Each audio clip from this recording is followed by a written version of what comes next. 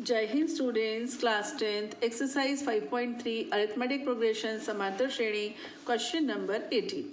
केंद्र ए से प्रारंभ करते हुए बारी बारी से केंद्रों ए और बी को लेते हुए त्रिज्याओं 0.5 centimetre, 1.0 centimetre, 1.5 centimetre, 2.0 centimetre and so on वाले उत्तरोत्तर अर्धवृत्तों को खींचकर एक सर्पल यानी स्पाइरल बनाया गया है, जैसा कि आकृति 5.4 में दर्शाया गया है।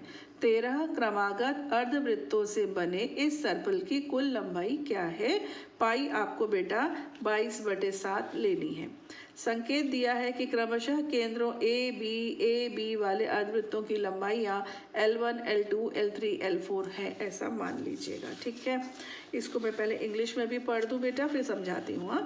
A spiral is made up of successive semicircles with centers alternatively at A and B, starting with center at A of radii 0.5 centimeter, 1 centimeter, 1.5 centimeter, 2.0 centimeter as shown in the figure.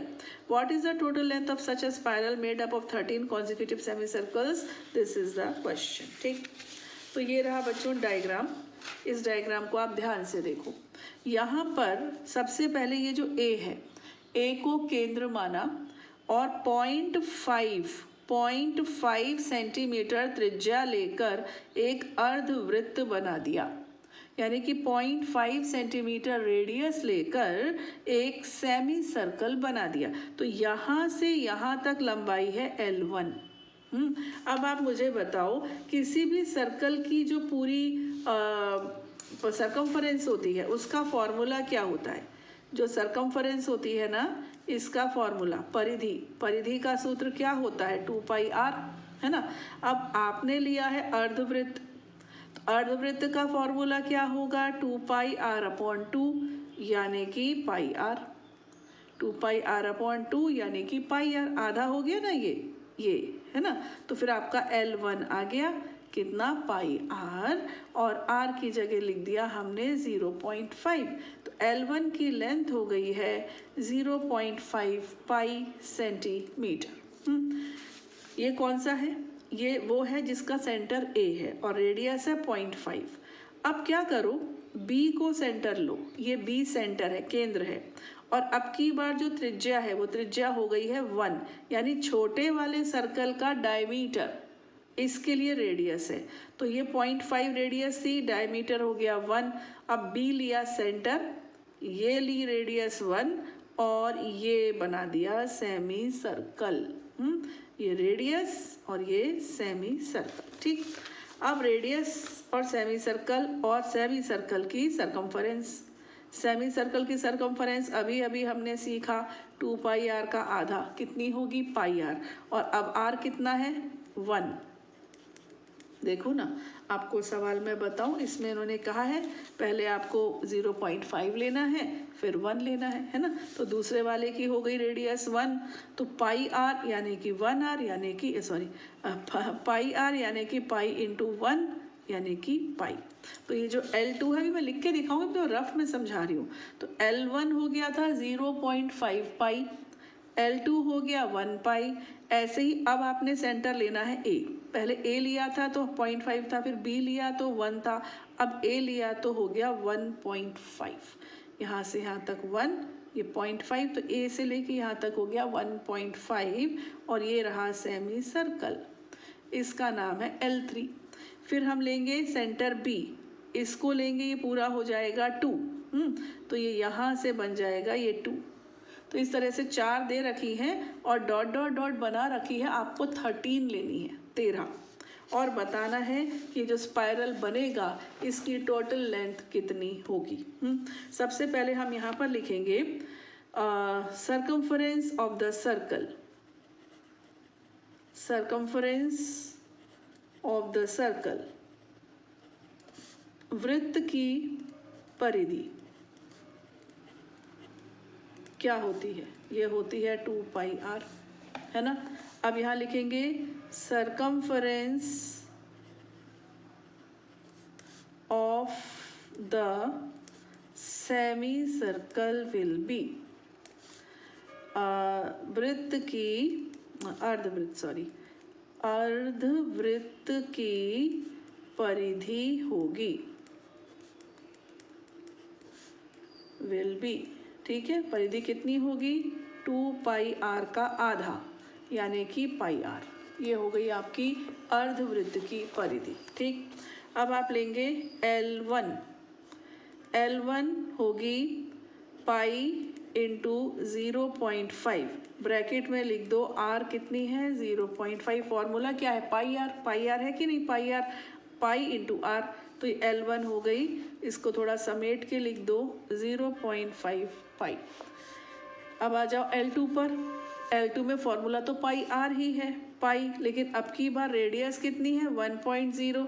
एक काम ये भी कर सकते हो, यहाँ पर लिखो सेंटर, ये मैं क्यों लिखवा रही हूँ पता है, जब हमारा पढ़ाई, अभी तो आपको समझ में आ गया, पढ़ाई पूरी हो गई यानी कि सिलेबस कंप्लीट हो गया, और फिर जब हम इस क्वेश्चन को करने लगे तो हम कंफ्यूज हो गए, अरे ये कैसे किया है।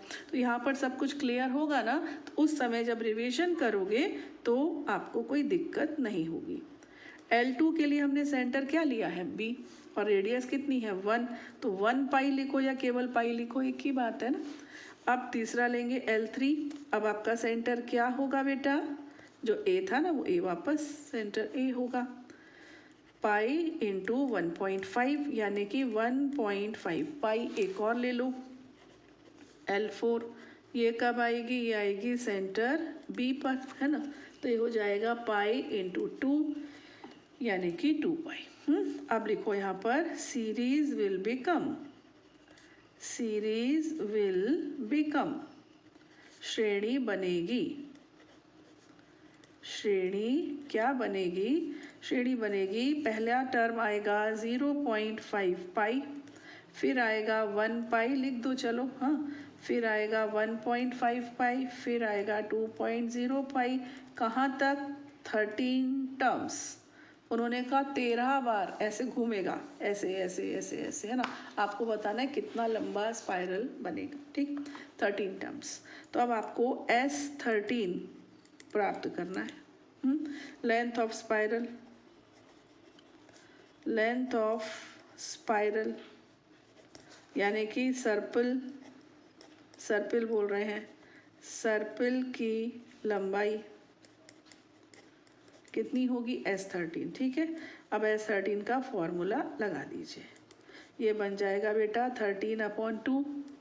अब क्या होता है 2a, तो 2 इंटू ये a है, पहला टर्म ही तो a होता है, 0.5 पाई a हो गया, प्लस फिर होता है n-1 यानी कि 13-1। अब आता है d हम निकालना भूल गए हैं, तो d हम यहाँ निकाल देते हैं। d कैसे आएगा, d आएगा a2 माइनस a1 करने से। a2 क्या है बेटा 1 पाई, कुछ नहीं है 1 पाई लिख दिया, मतलब 1 लिख दिया, कुछ था नहीं, तो माइनस a1 कितना है 0.5 पाई। अब आप पाई को ले लीजिए कॉमन, तो यहाँ रह गया 1 माइनस 0.5, और 1 माइनस 0.5 से क्या आ गया 0.5 ये आ गया, तो जो a था वही अब r भी है 0.5 पाई। क्लियर। अब देखो 13/2, अब 2 को 0.5 से मल्टीप्लाई करोगे तो 1.0 आ जाएगा, पाई हो जाएगा, प्लस 13 माइनस 1 कितना होता है 12 होता है, इंटू 0.5 पाई। अब ये हो गया 13/2, 1 पाई, इसको डायरेक्ट पाई लिख दो बेटा, पाई लिख सकते हैं ना, और 12 इंटू 0.5 किया तो आपको मिलेगा 6, करके देख लेना, 12×5 60 होता है 60, एक के बाद डेसिमल, तो 6 पाई।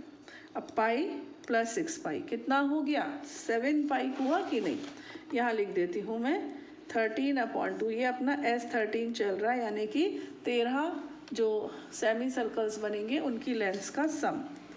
यहाँ पर मैं एक बार लिख दूँ 7 पाई। अब उन्होंने कहा पाई को आप 22/7 करके खोलना, तो वैसे ही खोल दो, 22/7, 7 से 7 कैंसिल, ये आपका 11, तो 3143 सेंटीमीटर, 143 सेंटीमीटर लंबा सर्पल जो है वो स्पाइरल जो है वो बनेगा। ओके बेटा, समझ में आ गया ना क्वेश्चन। अगला क्वेश्चन लेंगे हम अपने नेक्स्ट वीडियो में।